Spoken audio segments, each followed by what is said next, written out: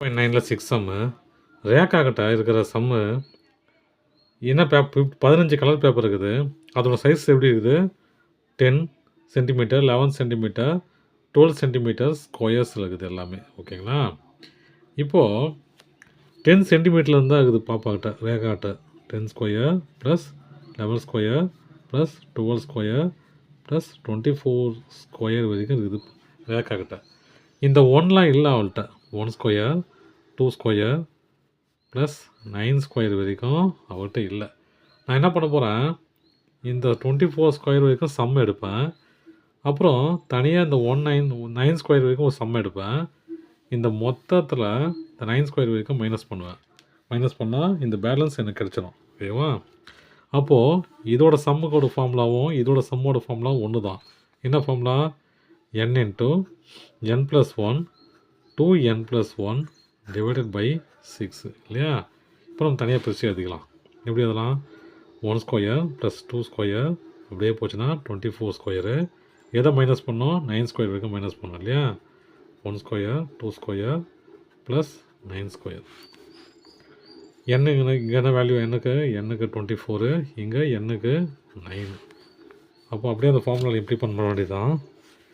24 + 1 2 × 24 + 1 divided by 6 minus 9 × 9 + 1 2 × 9 + 1 divided by 6.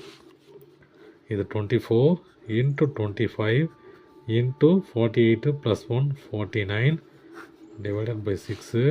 இது 9 × 10 × 19/6. Cancel பண்ணலாம்.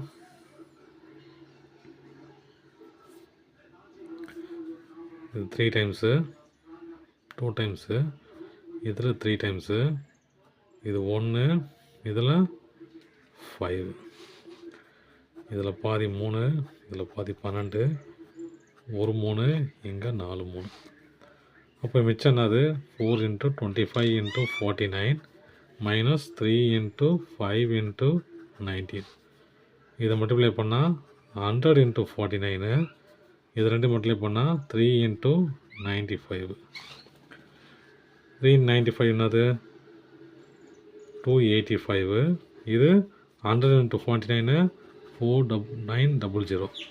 இதுலேருந்து இதை கழிச்சா என்ன வரும் பாருங்கள்? 4900 285. கடன் வாங்கினா 10ல் 5 போனால் 5. இப்போ 9 இருக்குது. 9 8 போச்சுன்னா 1. இதில் 6 8 இருக்குது. 8ல் 2 போச்சுன்னா 6 4. அப்போது ரேக்காக்கிட்ட இருக்கிற பேப்பரு அதோட ஏரியா என்னது? 4615 சென்டிமீட்டர் ஸ்கொயர். ஏன்னா ரேக்காக்கிட்ட வந்து 10 ஸ்கொயர்லேருந்து ஆரம்பிக்குது இல்லையா? 9 ஸ்கொயர் வரைக்கும் இல்லை. அப்போ அதோட சம் என்னது? 4615 சென்டிமீட்டர் ஸ்கொயர். தேங்க்யூ.